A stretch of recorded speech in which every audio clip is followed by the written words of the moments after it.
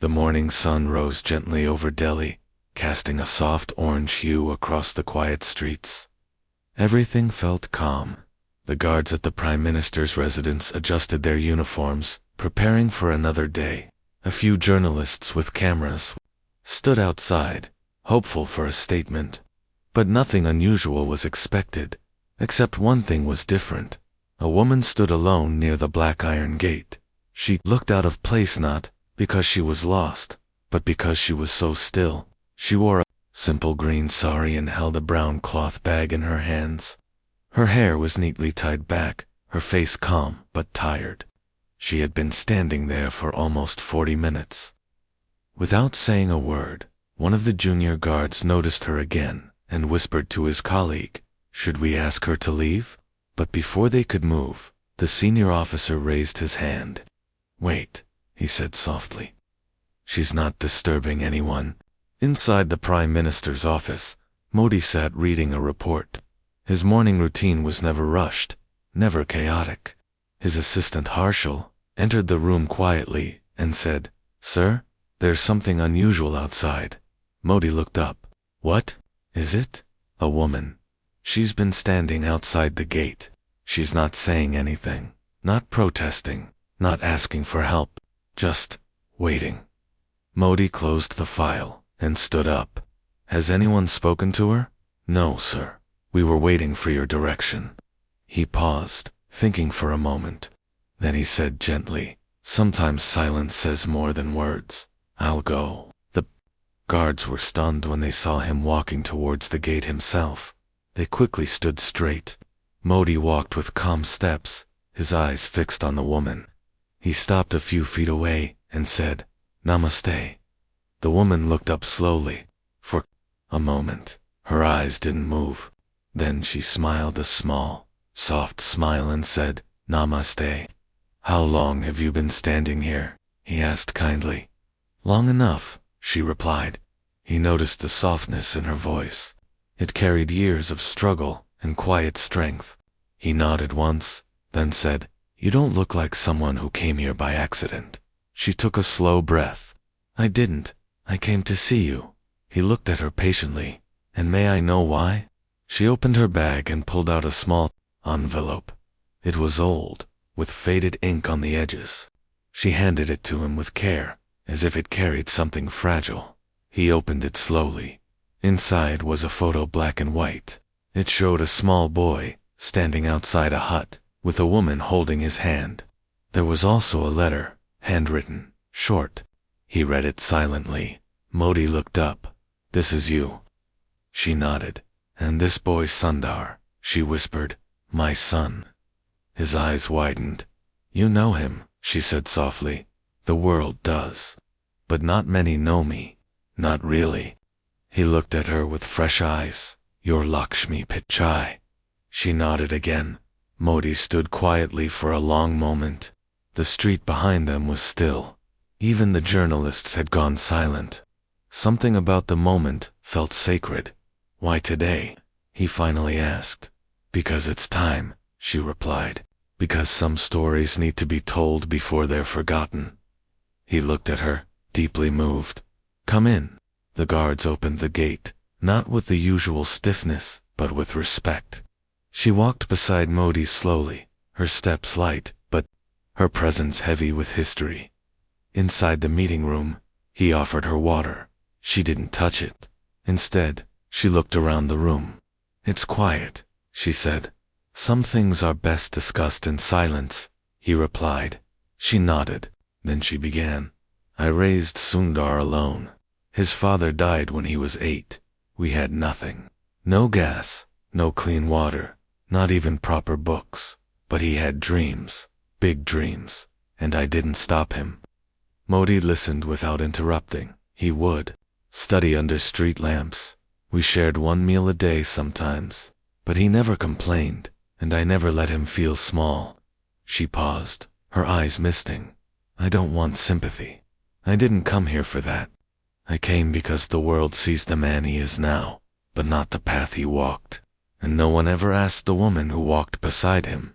Modi folded his hands gently. "Until now." She looked at him, And that's why I wanted to see you, she said. Because I know you understand. Because you, too, came from the dust. His expression softened. Yes, he said. And I remember every step of that path. They sat in silence for a moment. Then she pulled out another paper from her bag. This is something he wrote when he was 10, she said. He never showed it to anyone, but I kept it. She handed him the note.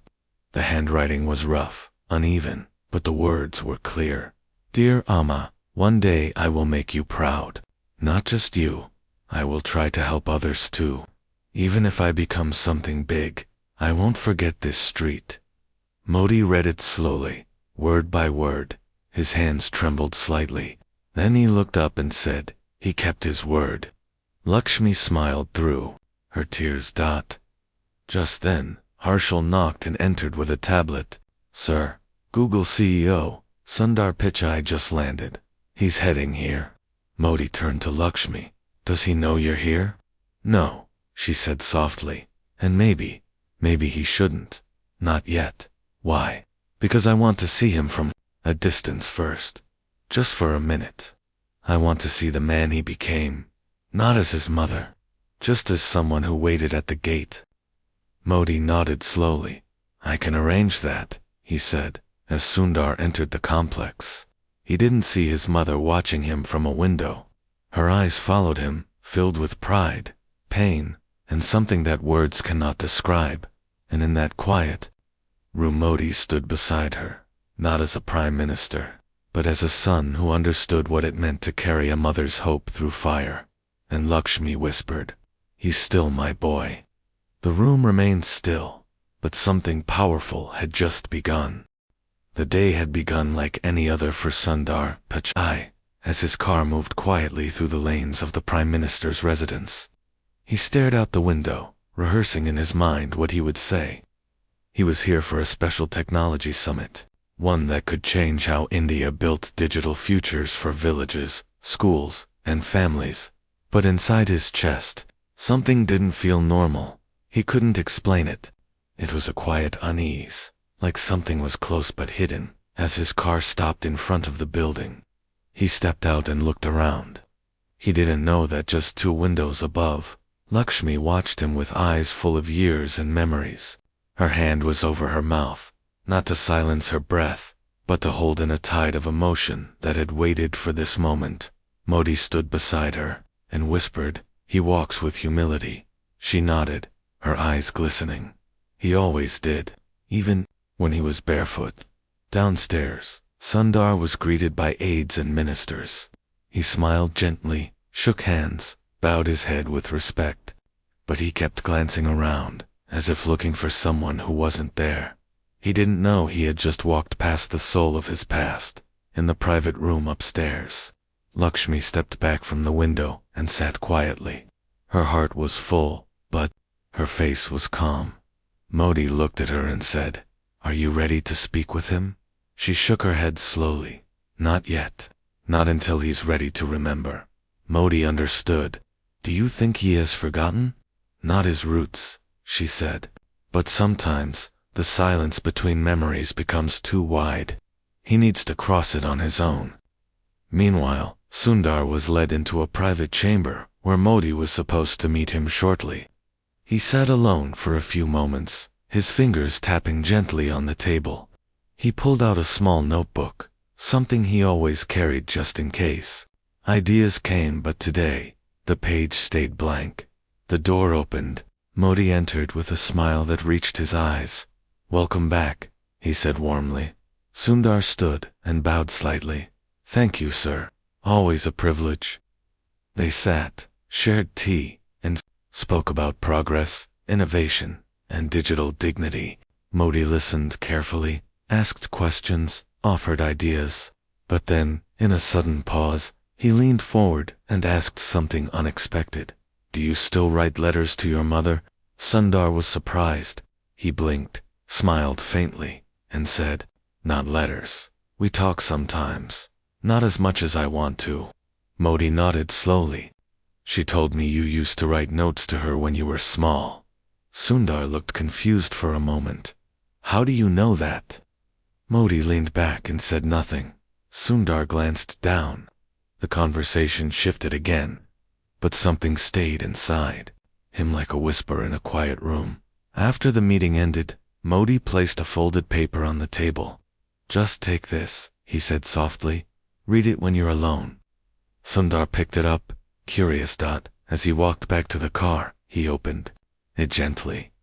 It was the same letter he had written when he was 10, the same one he thought was lost. His hands froze. The handwriting, the words, the promise. He stopped walking, turned around slowly. His eyes scanned the building. His voice cracked as he whispered, Oma. Upstairs, Lakshmi's body trembled. Modi saw her hands begin to shake. He gently held them. Now is the moment. She stood, straightened her sari, and took a slow breath. Outside, Sundar was already walking back into the building. The guards didn't stop him. He didn't say anything. He just followed something in his chest. In the hallway, he saw Modi, walking toward him alone. She's here, Sundar asked, breathless. Modi simply nodded. Take me, Sundar said. Modi didn't lead him to a hall or a large room. He opened a door to a quiet garden. Under the shade of a neem tree, Lakshmi sat on a wooden bench, her back straight, her hands folded. When Sundar saw her, he froze. He couldn't move. He couldn't breathe. She turned slowly. His voice broke. Amma. She stood without speaking. He stepped forward, tears already falling. The silence between them stretched like a bridge built from pain, love, and time. He reached her, dropped to his knees, and held her hand. I didn't know you were here. She touched his face. I was always here, inside you. He buried his head in her lap. The world outside the garden fell away. For a long time, they didn't speak. There were no big speeches, no cameras, no applause. Just a son and a mother, remembering what the world had forgotten. After a while, Lakshmi said softly, You kept your promise. Sundar looked up. I never stopped hearing your voice. Even in the silence. Modi watched from a distance, standing respectfully. The moment didn't belong to him. It belonged to them, Mand, to every mother who waits in silence, and every child who remembers late, but never too late. Lakshmi looked at Sundar and said, The world thinks you're a genius, but they don't know the boy who waited for rice to cook on half a flame, or the boy who gave up sweets so I could have medicine. They don't need to, he said, because you know. She nodded, and I'm ready now. Ready for what? To leave? His heart dropped. What do you mean? To go back home? Not as your mother, just as Lakshmi. You fulfilled every dream I ever had. Now let me return to my own name. Sundar stood, shaken. Don't leave yet, please. Modi approached and placed a hand on Sundar's shoulder. You are not losing her. You are giving her peace. Lakshmi smiled. I waited outside gates. Now I want to wait under stars. That evening, Lakshmi left quietly. No media followed. No headlines were printed. But Sundar wrote one sentence in his notebook before the day ended. The sky above Chennai was heavy with monsoon clouds. As the rain drizzled softly over the old railway station, Sundar stepped off the platform with a quiet heart. He wore no suit, no glasses, and no badge that said who he was. He came as a son, not a CEO. His car waited, but he didn't use it.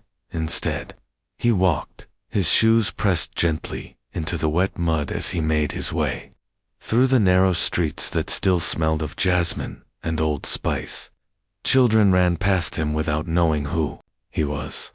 Some shopkeepers looked up but didn't recognize him without the cameras, and that was exactly what he wanted. At the edge of a fading yellow building, he stopped. The walls had cracked with time. The windows were smaller than he remembered. The door had been repainted, but the latch was still the same one he used as a boy. He knocked softly. An old woman answered. She was a neighbor. Her eyes widened when she saw him. Sundar? She gasped. He smiled. Yes, Akka. She stepped aside and said, Your Oma told me you might come. She left the key with me.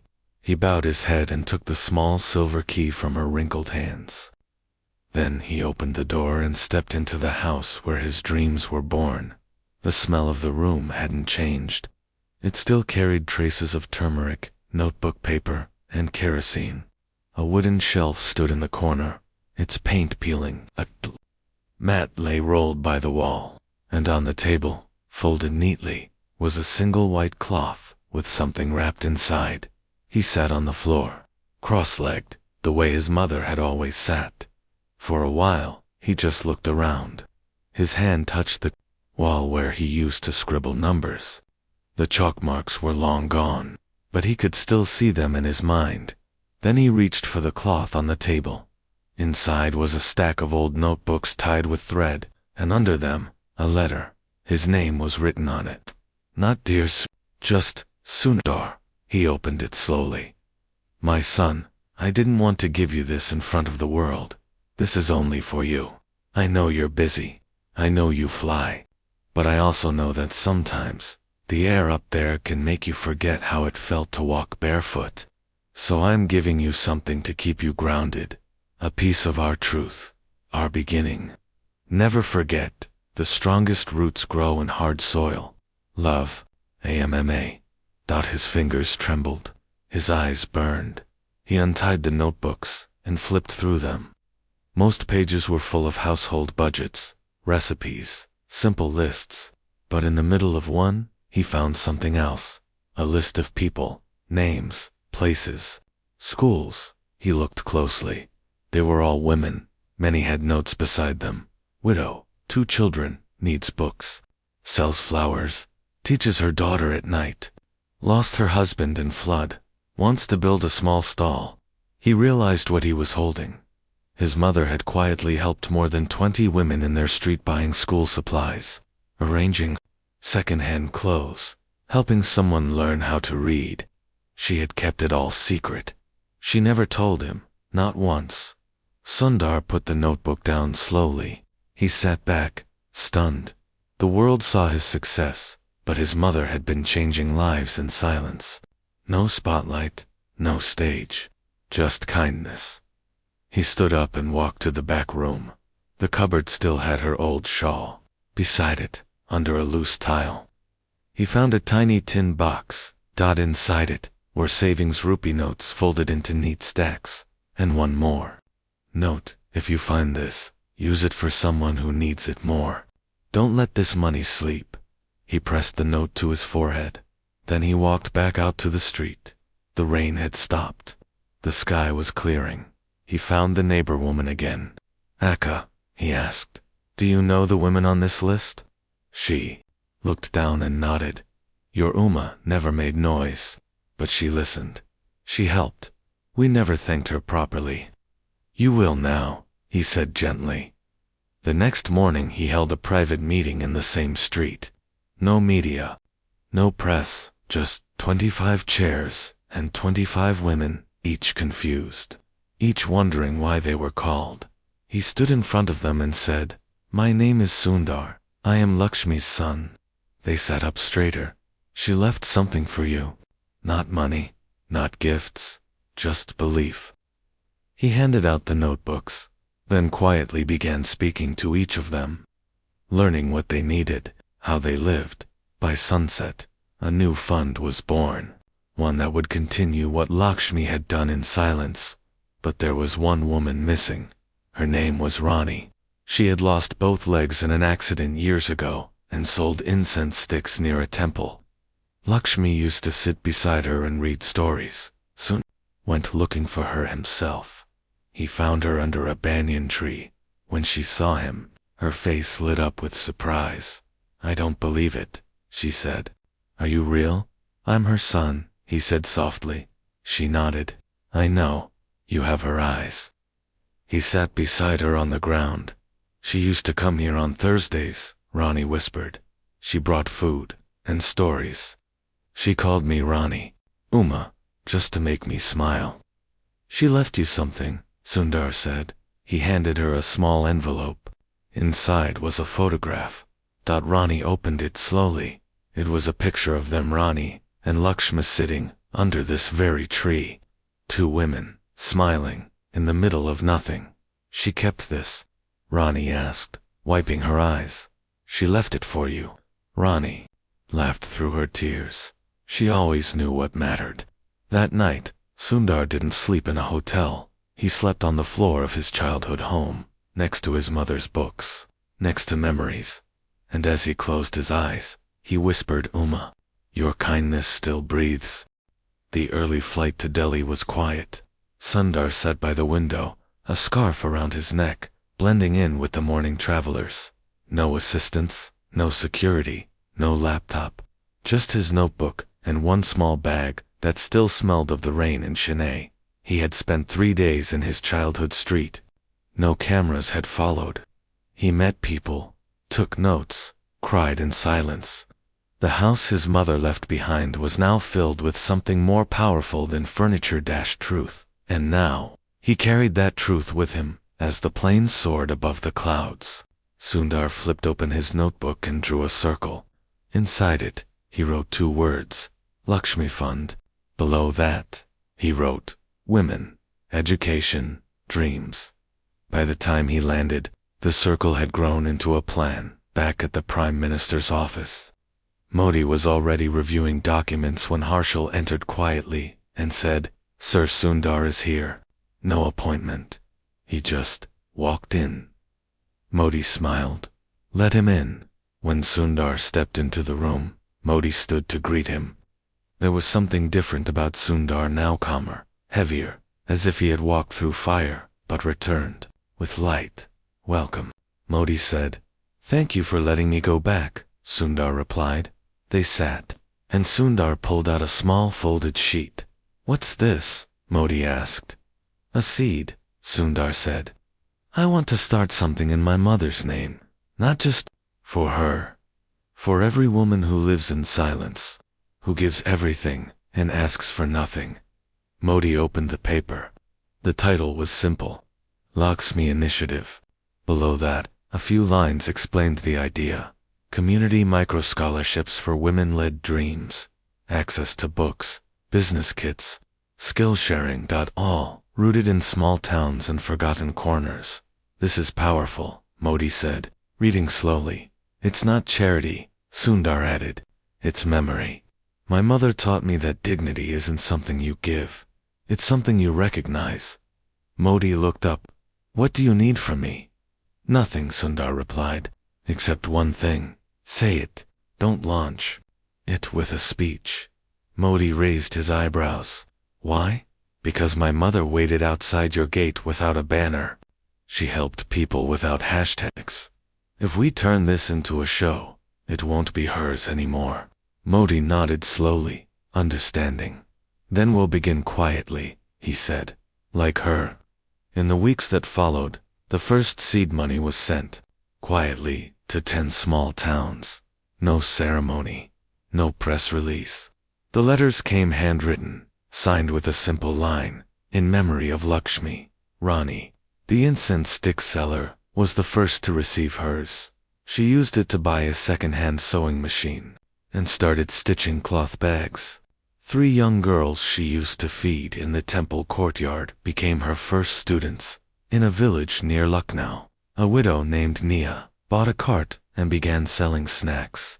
She had always wanted to run her own stall, but never had the funds. In Nodu, a girl named Kavya received money to buy books.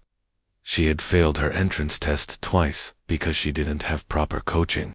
Now, she studied under solar light, with a tutor paid by the fund, and every single woman who received support got a handwritten note. Dear sister. Someone once waited at a gate in silence. This is her voice, now carried through you. Build, dream, rise.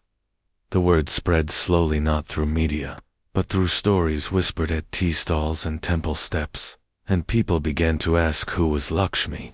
One day, an editor from a small paper in Kerala wrote an article titled, The Mother Behind the Code. It traced the story of Sundar's rise, but focused on his mother's silent service. Within days, the story spread. Students began sharing it. Women's groups started reading it aloud. Teachers printed it for morning assemblies, but Sundar refused interviews when asked to speak at an award function. He declined politely and said, "The person who deserves applause is gone. Let her work be the echo." Modi respected that, yet one day, he called Sundar and said, "There's one more thing." "What is it?" Sundar asked. "I want you to visit a school," Modi said. "Not as a guest, as a student." Sundar agreed. A week later, he walked into a rural government school in Rajasthan. No one recognized him. He wore a plain kurta and sat at the back of a class. The teacher smiled nervously when she saw him, but Sundar raised his hand, like any student, and said, "I'd like to learn how you teach division." The class giggled. But that day, something beautiful happened. The children taught him. They stood at the board. They drew circles and lines. And Sundar, who had once solved global problems, now listened like a boy who had just seen a book for the first time after class.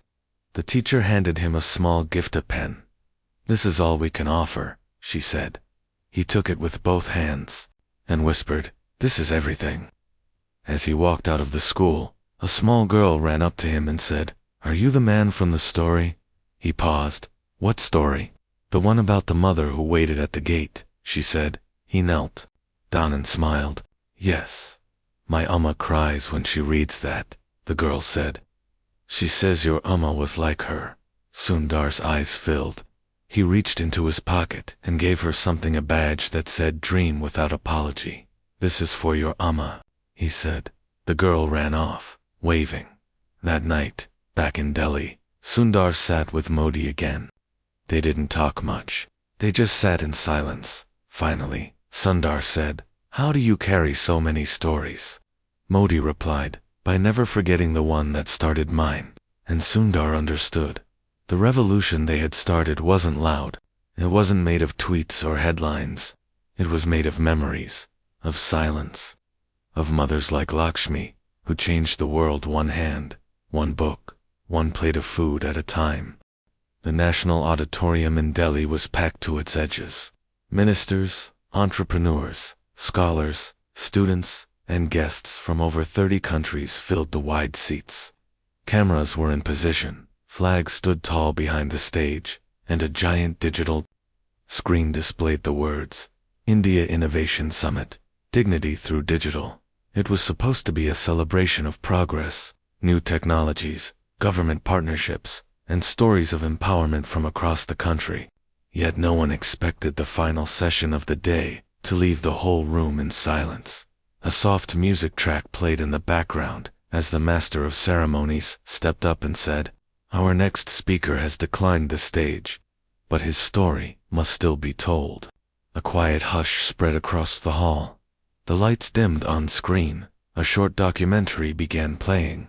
No dramatic narration, no famous voice, just real images. Slow, respectful, and honest. It began with a black and white photo of a woman standing at a gate. Lakshmi. The film showed a small home in Chennai, narrow streets, and a corner where children still gathered to study under a flickering lamp. There were no words, just titles. She waited without asking, she helped without showing, she changed without needing change. Then came the voice of a woman in Tamil. "I didn't know her name," said one. "She bought my daughter a pen set," said another. "She read poems to me when I was too tired to hope," said Ronnie, on screen. Wiping her tears, people in the audience leaned forward. Some placed their hands over their hearts. On screen, the camera slowly panned over the page of a notebook. The same notebook Lakshmi had kept, full of names, needs, and quiet actions. Then a child's voice read the old letters Sundar had written. When he was 10, "One day I will make you proud. Not just you, I will try to help others too. Even if I become something big, I won't forget this street." By the time the video ended, the lights returned slowly, but no one clapped yet. It felt like clapping would break something sacred. Then, Sundar Pichai walked onto the stage. He didn't speak for a while. He stood, looking at the audience, notebook in hand. Finally he said, "I don't have a speech, because the one who deserved the microphone never asked for it." The hall was still. "My mother," he continued, "never sat on a plane, never used a smartphone, but her heart was smarter than any device we'll ever build." He paused, his eyes soft. "People talk about changing the world with code, but she changed it with chai in conversation, with care, with listening." A few people wiped their eyes. When she stood outside the Prime Minister's gate, she wasn't asking for attention. She was offering a mirror, a reminder, and she gave me the greatest gift: purpose. He unfolded a paper and read a line: "Give without noise, build without pride, love without condition." That was written on the last page of her notebook, he said. Then he reached into his pocket and pulled out a simple white thread. This was the string she used to tie her notes. "I carry it with me now, not as a symbol, as a reminder." He looked at the crowd. If you're building something, ask yourself, will it still matter when no one is watching? He closed the notebook and stepped back. Still no applause. But then, a single person stood up, then another, and another. A standing ovation began, not out of habit, but out of reverence. The next day the video went viral without promotion. Students across schools watched it in morning assemblies. Colleges played it before convocation speeches. Women's groups printed the final message on handmade cards: "Give without noise, build without pride, love without condition." Lakshmi had never spoken on a stage, but now she was speaking everywhere, in classrooms, in government rooms, in quiet homes, where mothers poured tea and told daughters, "You are enough." Modi called Sundar that evening and said, "You've started something that will live beyond both of us." Sundar replied, "She started it. I'm just trying to keep up." Modi then asked, "Can I do something?" "Anything," Sundar said. "I want to rename the rural women's tech program." Sundar paused. "What name?" "Lakshmi Pathshala," Modi replied, and just like that, across 5 states. Over 200 centers that had once carried bureaucratic names now bore hers.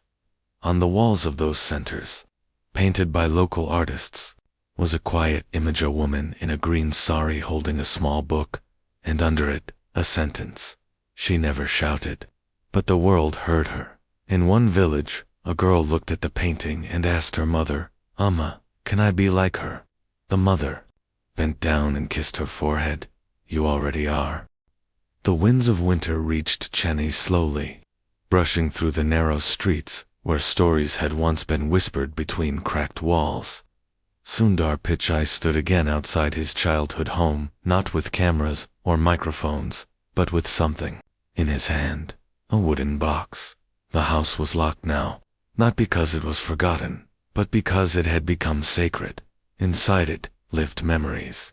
And today, Sundar had returned to leave something behind. The old neighbor, Akka, met him at the gate. "You came again," she said, surprised. He nodded. "For the last time." She looked at the wooden box in his hand and asked, "What is it, eh?" "Promise," he replied. He stepped inside the house, opened the windows, and let the light pour in. The walls didn't echo anymore. They listened. The shelf where his mother kept her notebooks was still there, carefully dusted by Akka every few days. He placed the box on the table and sat down in silence. Then, slowly, he opened it. Inside were 3 things. The first, Lakshmi's last handwritten letter, simple message on torn notebook paper: "If I'm not here, don't search for me. Listen for me. I will be in laughter, in stories, in small hands, holding pens." The second, a cloth-bound book titled Roots of Kindness. It wasn't written by Sundar. It was compiled by women from different villages, stitched together over 6 months.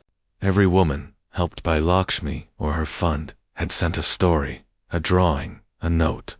Together, They built her biography, without chapters, without ego, without filters.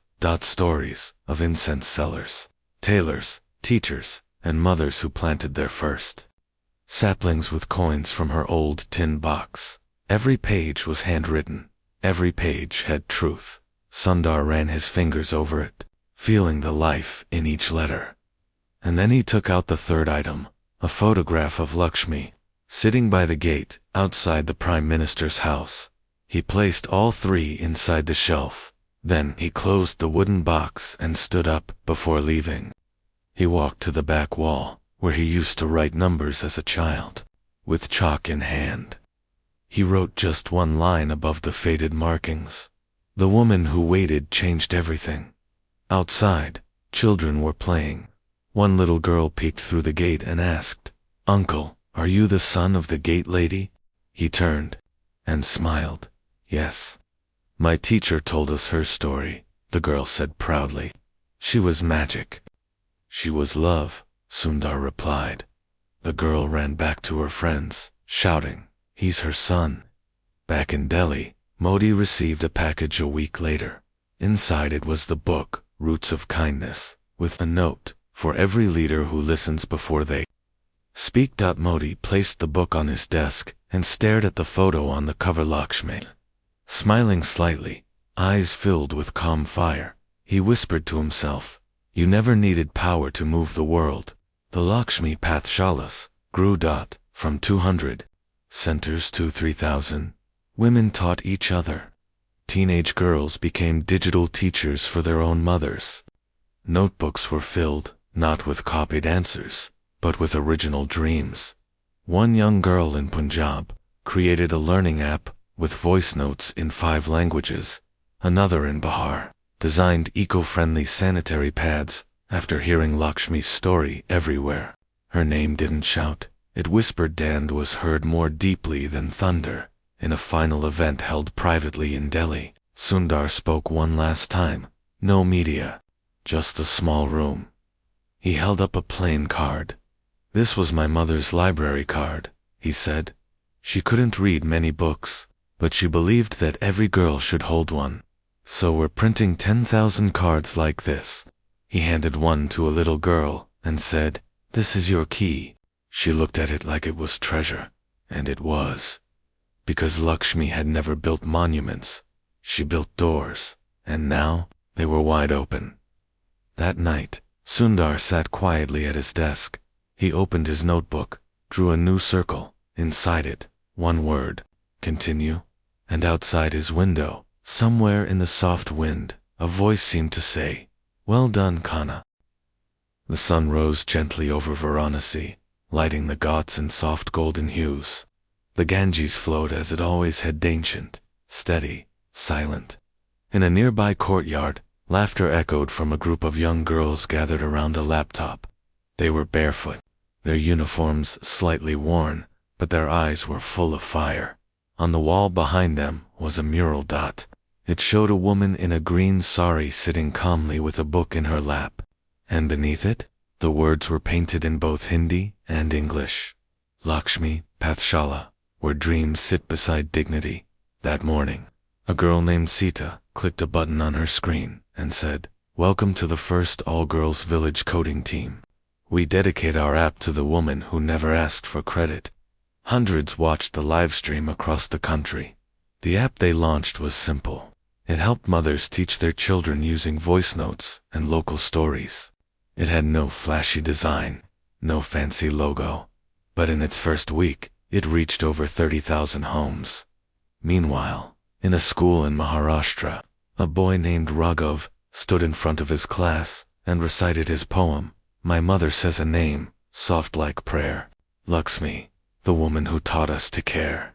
Not with rules, not with fame, but with small acts, never claiming her name." His teacher smiled and said, "Your Uma knew her." Raghav nodded. She sat beside her in a bus once, shared food, shared silence.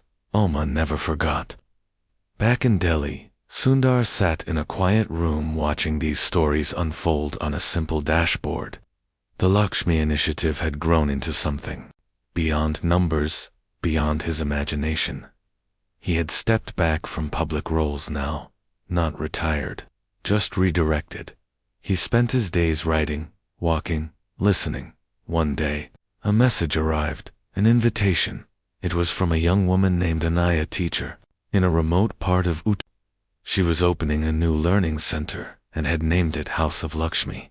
She didn't want Sundar to give a speech. She just wanted him to light the first lamp. He agreed. When he reached the village, the roads were narrow, unpaved. But the moment he stepped out of the jeep, he saw something that made his breath catch. Young girls holding placards, not with slogans, but with promises. We will build. We will read. We will stay. Inside the small learning center, he found a shelf filled with handmade books. Each book had one woman's story, some in English, some in Hindi, some just in pictures. One girl pointed and said, "This one is about my Uma. She sells pickles, but she also taught me numbers." Sundar asked, "Did she know Lakshmi?" The girl shook her head.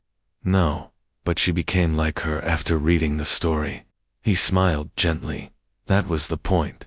After lighting the lamp, Sundar sat in the corner, reading quietly. Then, for the first time in years, he took out his old notebook, the one with the circle that began everything. He opened to a blank page and drew a new symbol, not a circle. This time, he drew a hand reaching down and another hand reaching up. Below it, he wrote, "Legacy is not what you leave behind, it's what you pass forward." A young reporter, there to quietly document the moment, asked Sundar if he had anything to say to the next generation. He looked up and said softly, "Write your own story, but write it in someone else's notebook, too." She nodded, deeply moved. Then he added, "And when you rise, don't forget to turn around. Someone is waiting." As he walked outside, the sun was setting. A group of girls began singing a simple folk song about mothers. The lyrics carried over the hills, and somewhere, in a moment between light and shadow, Sundar felt something stir in the wind, like the soft rustle of a sari, like a voice not heard, but felt. "Well done, Kana. The gate is open now."